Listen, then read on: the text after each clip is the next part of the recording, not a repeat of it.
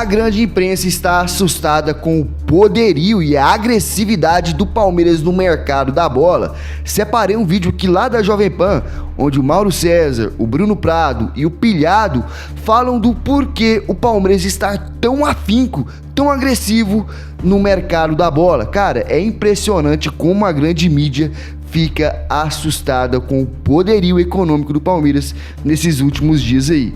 Paulinho, até a especulação do Vitor Roque do Betis, Andrés Pereira. Bora ver junto aqui e depois a gente tira a nossa própria conclusão e faz uma análise do que eles vão dizer aqui, beleza? Confira aí, o Mauro César tem uma linha de raciocínio muito interessante, bora ver.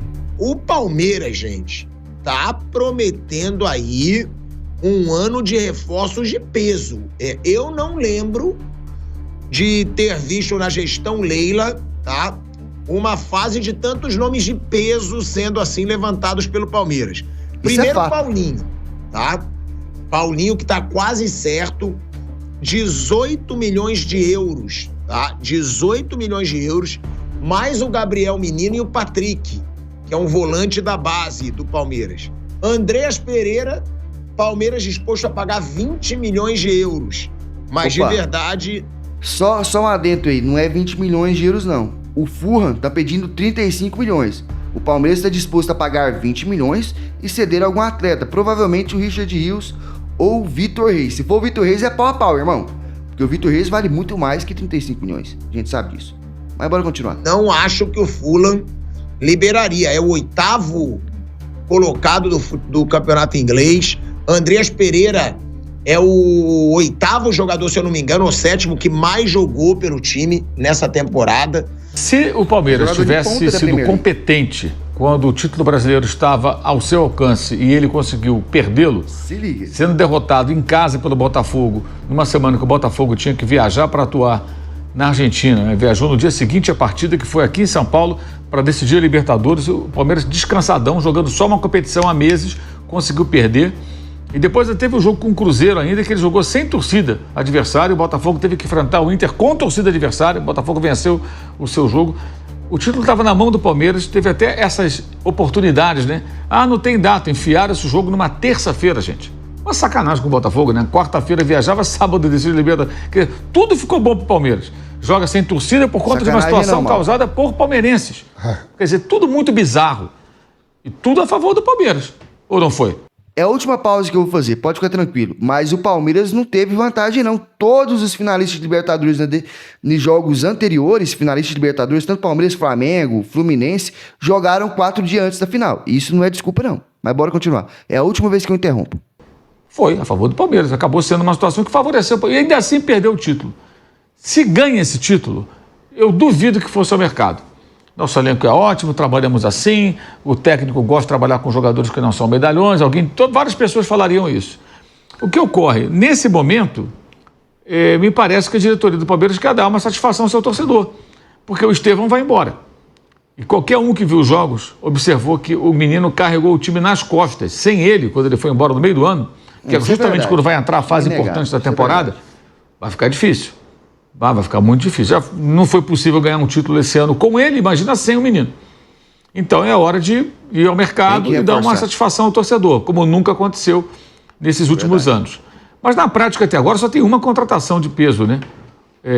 Encaminhada, que é o Paulinho. O Facundo é mais uma tentativa que outra coisa. Jogador com bons índices, jovem, promissor, mas não é aquela coisa do scout genial, né? De buscar um jogador desse no Fênix, no Liverpool, no Boston River, no Defensor, nos times pequenos e médios do Uruguai. Não. É um jogador que já está nos Estados Unidos, vai custar muito dinheiro, né? Mas é uma tentativa, né? O Paulinho já é mais uma realidade, mais maduro, futebol alemão, futebol brasileiro, muito bom jogador, embora machucado, vai demorar um tempo para voltar, mas enfim. Então é hora de ir à luta. Aí tem muitos nomes que são especulados, eu não acredito que vai contratar todo mundo. O Arias, o Matheus Pereira.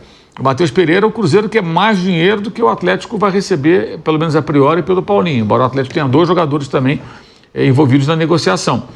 Então acho que é um reflexo disso. Aí é importante entender assim, até a conexão entre Atlético, Palmeiras e o Paulinho no meio. Vejam a diferença. no clube associativo, não que esse seja o modelo ideal, é claro que os dois, tanto o SAF como o modelo tradicional, podem ser ruins. O mais importante é a boa gestão, não importa o modelo. Mas no clube associativo, por mais poderoso que seja o presidente, ele pode ser tirado. Então a Leila é muito forte no Palmeiras, mas se o Palmeiras tiver 1, 2, 3 anos de fracasso, não vai ser só a Mancha que vai reclamar dela. A Mancha que tem uma relação ruim com a presidente.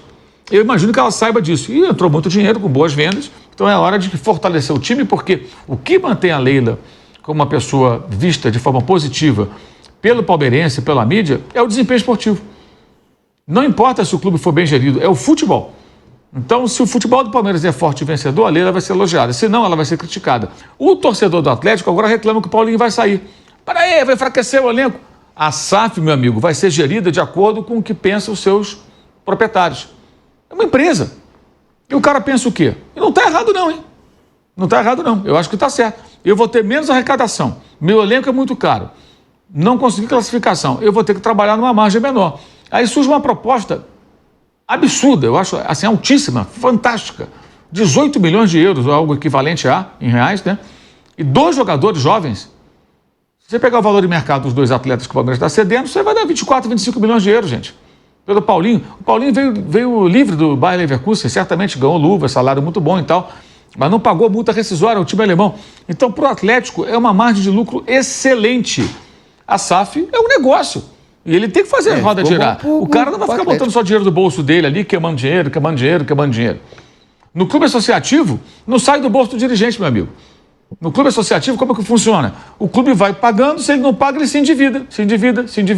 O dirigente vai embora, a dívida fica para o clube. É isso. Então, essa é uma diferença fundamental. E o Paulinho, a negociação do Paulinho, ela explica muito sobre SAF e clube associativo.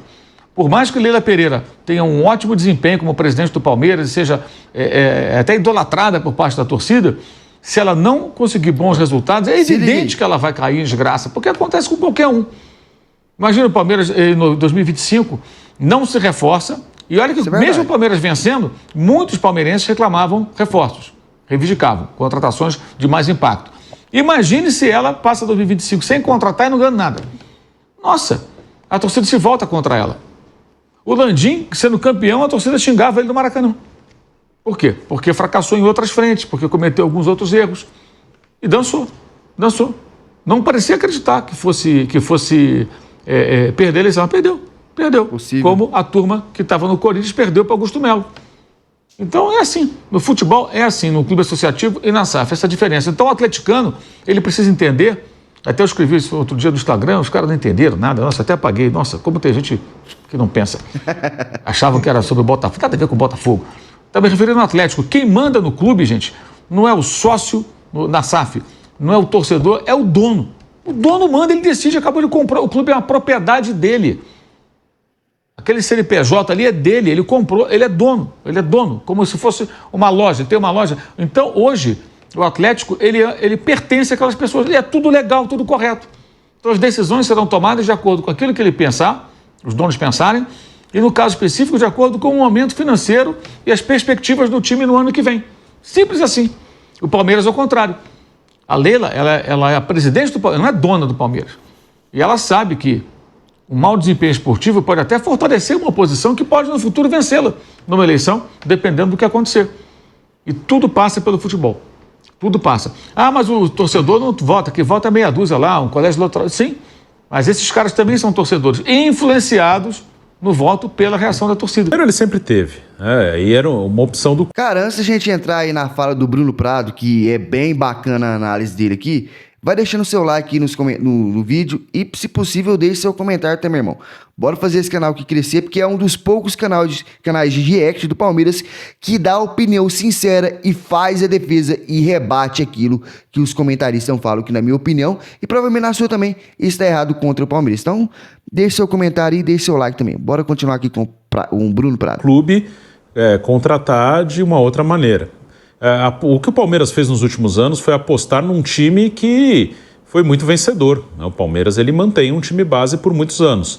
E esse time entregou, ganhou, entre outros títulos, 2 Libertadores, 2 brasileiros. Só que acho que eles já chegaram à conclusão, e até antes do fim do ano, de que esse time está acabando, né? É um time que vários jogadores importantes já não rendem bem, tanto que no meio do ano eles trazem o Maurício e o Felipe Anderson. E trazem o Giai também, que é uma aposta mais a longo prazo. É um jovem que o Palmeiras enfrentou na Libertadores, na fase de grupos, ele jogava no São Lourenço, jogou contra o Palmeiras, chamou a atenção e foi contratado. Mas o Felipe Anderson e o Maurício são caras que já chegam com um peso assim de serem titulares. Aí depende do rendimento. O Felipe Anderson ainda não conseguiu jogar bem, o Maurício até que teve bons momentos. Então acho que já começa no meio do ano esse processo de mudança de um time base que entregou muito para o Palmeiras, mas que está chegando no fim. Os jogadores estão tendo problemas físicos, estão mais velhos, e agora o Palmeiras está disposto a gastar mais para formar uma nova base, um novo time base forte, para continuar disputando títulos. Então acho que é mais essa ideia. Se esse time, se ele concretizar algumas dessas contratações e ele formar uma nova base, eu acredito que ele volte para uma filosofia de, temos aqui um novo time base, a gente vai tentar manter esse time como fez com o outro por 3, 4 anos. Então, acho que a ideia é muito dessa, assim, de entender que aquele time muito vencedor, ele está no final e vai tentar formar um novo time. Se tivesse vencido o Brasileiro, dificilmente teria investimento tão grande, mas acho que também passa, sim, por uma conclusão deles ali, do Abel com ela, de que é um time que eles estão com um limite, que o Palmeiras ele teve um problema esse ano. O Palmeiras ele soma mais pontos no Brasileiro do que no ano passado. O Palmeiras perde o campeonato esse ano, mas ele faz mais pontos do que no ano passado quando ele ganhou. Melhor, então cara. Aquela média de mais de 70 pontos, um pouco mais de 70, eles conseguiram manter. O Palmeiras conseguiu somar pontos. Ele não saiu da faixa ali que ele ocupa normalmente de pontos. O problema onde foi? Nos grandes jogos. Isso que complicou o Palmeiras, não só no Brasileiro. No Brasileiro, a gente já falou aqui, do G5, o Palmeiras não ganhou de ninguém no Brasileiro. De nenhum. Jogou 2 vezes contra cada um e não ganhou de nenhum. Então, ele é um dos integrantes do G5. Então, de 8 jogos contra os melhores do campeonato, ele não venceu nenhum. Na Libertadores, ele cai para um desses times, Botafogo, e na Copa do Brasil ele cai para outro desses times, que é o Flamengo. Então, nos grandes jogos, inclusive no Brasileiro, ele perde a liderança num confronto direto com o Botafogo, ele não foi bem. Ele não foi bem nos confrontos com o Botafogo, com o Flamengo, e nem com o Fortaleza, e nem com o Inter. Então, acho que isso gerou, assim, tá faltando alguma coisa. A gente continua bem, continua forte, foi vice-campeão, fez mais de 70 pontos, fez mais pontos que no ano passado, mas nos confrontos grandes faltou alguma coisa. Cara, na minha opinião, o Bruno Prado é um dos melhores comentaristas esportivos do Brasil atualmente. Você pode reparar que as falas deles não é clubista e ele tem uma coerência naquilo que fala. Mas bora situar aqui agora no que a gente tem de concreto nas contratações do Palmeiras de fato. Bora lá. Paulinho tá praticamente acertado, tanto que viajou para São Paulo ontem, foi ver o show lá do Racionais lá no Allianz Parque, já vai ficar para assinar, para fazer exames médicos de hoje para amanhã e assinar já nessa semana. Paulinho já tá certo, praticamente certo. Facundo Torres já assinou, já é um reforço de fato do Palmeiras. Então temos Paulinho do Atlético Mineiro e Facundo Torres, que veio lá dos Estados Unidos. O que está aí em especulação até o momento que de fato pode vir a ser uma contratação? O Andrés Pereira, que já está apalavrado, conversado com o jogador topa vir para o Palmeiras, buscando fontes aí do André Hernan, até um jornalista espanhol já deu essa notícia também, que as coisas já estão conversadas com o Andrés Pereira, e no quesito salário, proposta de time, sabe, já está conversado com o jogador, o que falta é o Fulham aceitar. O Fulham quer, não é 18 milhões igual o Pilhado falou que não, 20 milhões igual ele falou que não. De ativos, o Fulham necessita e pede 35 milhões, irmão. O que significa esses ativos? Pode dar 20 milhões de euros, mais algum jogador ali. Eles estão interessados no Richard Rios ou o Vitor Reis. Cara, se for o Vitor Reis, é pau a pau no mínimo. Até porque Vitor Reis tem sondagem de Real Madrid, Juventus de Turim. Potências europeias querem o Vitor Reis. Estão esperando aí acabar o Mundial de Clubes para, de fato, abrir a janela deles para, de fato, tentar uma proposta para o Palmeiras, para o Vitor Reis. Então, se o Palmeiras querer dar o Vitor Reis em troca do Andrés Pereira, se não for pau a pau, ou dar o Vitor Reis e uma volta, o Palmeiras está tomando prejuízo. Então, o correto de se fazer é o seguinte: ou dar o Richard Rios ou algum outro jogador mais grana, certo? Esse é o meu entendimento. E para o Palmeiras não ficar tão lesado, porque já está gastando muito nas contratações para a próxima temporada. Que tem que gastar, cara. Não adianta. Jogador bom não é barato. Se for para contratar, o pessoal fala assim, meu Deus do céu, 20 milhas por Paulinho. Irmão, eu vou te falar uma coisa para você. A régua do mercado financeiro da bola hoje tá cara, irmão. Se for dar 5 milhões no centroavante, você vai contratar bagre, velho. Entendeu? É 20 milhas pra cima, irmão. Se a gente for querer mudar o elenco de fato, tem que ser jogador caro. E não é pra poupar dinheiro. Se for poupar dinheiro, a gente vai continuar contratando bagres e no final da temporada vocês vão vir aqui encher o saco. Reclamar, contratou Braga de novo, não sei o quê. Mas quando de fato fazer uma proposta para o jogador bom, mas que seja um caro, vocês reclamam. A gente precisa de jogador bom. Jogador bom é caro. Ponham isso na cabeça de vocês, tá? Beleza? Mas eu quero saber a opinião de vocês. Deixe aqui nos comentários, se inscreva no canal. Não se esqueça de ativar o sininho para as próximas notificações, beleza? Um abraço, avante palestra e bora pra cima. Fui!